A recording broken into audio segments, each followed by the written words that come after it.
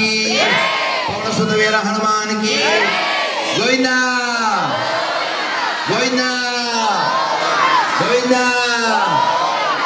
కాబట్టి మనం అందరం కూడా ఇలా భజన చేస్తూ కీర్తన చేస్తూ ఇలా దీపాలు వెలిగించుకుంటూ తులసమ్మకి పూజ చేసుకుంటూ ఇంట్లో భగవంతుడి పూజ చేసుకుంటూ అప్పుడప్పుడు సత్యనారాయణ వ్రతం చేసుకుంటూ దీపావళి చేసుకుంటూ ఉగాది చేసుకుంటూ శ్రీరామనవమి చేసుకుంటూ సంక్రాంతి చేసుకుంటూ ఇలా మనం ఆనందంగా జీవిస్తూ లోకమంతా బాగుండాలని కోరుకుంటాం.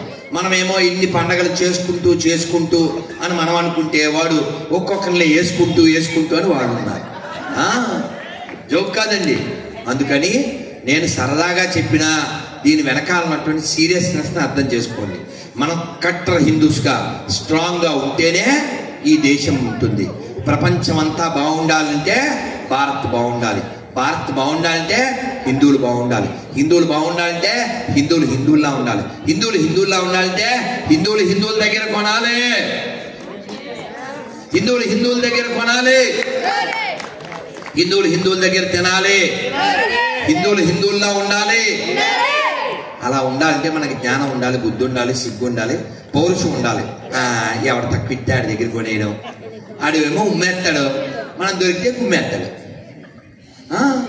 కాబట్టి మీకు మళ్ళీ చెప్తున్నా, హిందీలో దేకితే మంచిదా, తెలుగులో దేకితే మంచిదా? హిందీలో దేకన్నాను, తెలుగులో దేకకుండా ఉంటాం. అర్థమైందా? అంటే చూడండి, ఒక్క హిందీ పాట చెప్పేస్తాను, చక్కగా చెప్పండి, చక్కగా మనం మంత్రం చెప్పి ఇంకా దీపహారతి ఇచ్చి వెళ్దాం. శివాజీ చాలా బాగా ఈ ఏర్పాట్లు చేసి నన్ను పిలిచాడు. మా కార్యక్రమం అలా డిజైన్ చేసుకుని ఓ రోజు ముందుగా జగ్గయ్యపేటకి ఇచ్చి, ఈరోజు ఇక్కడ ఇచ్చి రేపు ప్రయాణమై నా కార్యక్రమానికి తగ్గట్టుగా నేను వెళ్తున్నాను. ఇలా ఎన్నాళ్ళ నుంచి చేస్తున్నాను శివాజీ? 16. అద్భుతం. షోడశ. Good began to Shivaji. రాశారా 16 రాయాలి. నెక్స్ట్ టైం నుంచి 16వ అని రాయండి. అదే నెక్స్ట్ 17వ రాయాలి. చాలా బాగా చేశారు. ఈ యాంకరింగ్ చేస్తున్నారు. ఏం పేరు సార్? రవి గారు. ఆయన రవి, నేను కవి, నాకు ఇష్టమైంది కివి, చెప్పించేయకపోతే కోరికేస్తా చెవి. మరి కవిని ఎలా నిరూపించబడుతుంది?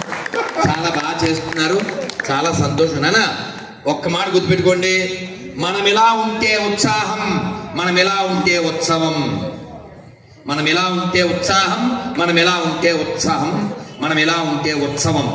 మనం తగ్గితే, మనం తొలగితే అంతా ఉత్పాతం, అంతా ఉద్రేకం, అంతా ఉన్మాదం. అందుకని మనం మనల్లా ఉందామా వద్దా? మన వాళ్ళ దగ్గర కొందామా వద్దా? భారత్ మాతాకి.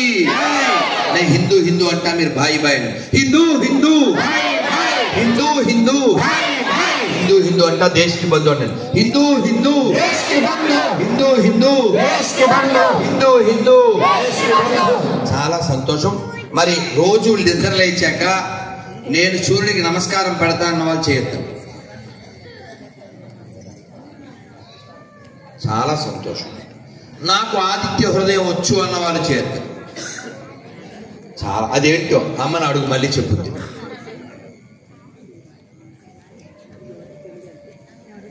నేను బొట్టు పెట్టుకుంటేనే బయటికి వెళ్తానండి.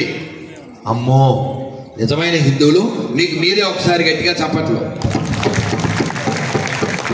బోలో శివాజీ మహారాజ్ కి, ఛత్రపతి శివాజీ మహారాజ్ కి. మనం మనలాగే ఉండాలి. కానీ మన ఆడపిల్లలు ఎట్లా ఉన్నారంటే, ఇదిగో ఇలా చూడాలి, బొట్టుందో లేదో, ఆవ కిందన 64 ముక్కలు చేసి పెట్టుకుంటారు. ఇంకా గాజుల గురించి అడగద్దు. స్కూళ్ళు కూడా అలాగే తగలడ్డాయి. ఏమన్నా అంటే పువ్వులు లేవు, నవ్వులు లేవు. నేను ఇంగ్లీష్లో తిట్టా, బాగా తిడతా. బట్లెస్, బొట్లెస్, స్లీవ్లెస్, సిగ్గులెస్, బ్యాంగిల్లెస్, బ్రెయిన్లెస్, టోటల్లీ యూజ్లెస్. అలా ఉండకూడదు కదా. అందుకే తెలుగులో చెప్పండి, కట్టు. నేను చెప్పరా? అవే తగ్గించుకుంటే మంచిదని చెప్పి నానా. ఓకే, కట్టు బొట్టు బొట్టు. నేను చెప్పండి వినపడదు ప్లీజ్.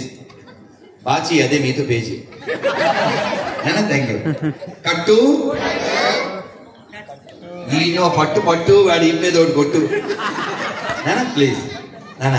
కట్టు బొట్టు జుట్టు.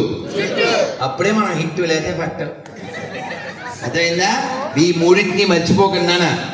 మీరు ఎప్పుడైనా టీవీలో వార్తలు అవి చూస్తే కొన్ని టీవీల్లో మాత్రమే చక్కగా ఆడవాళ్ళు జడ వేసుకుని ఆ వార్తలు చదువుతారు.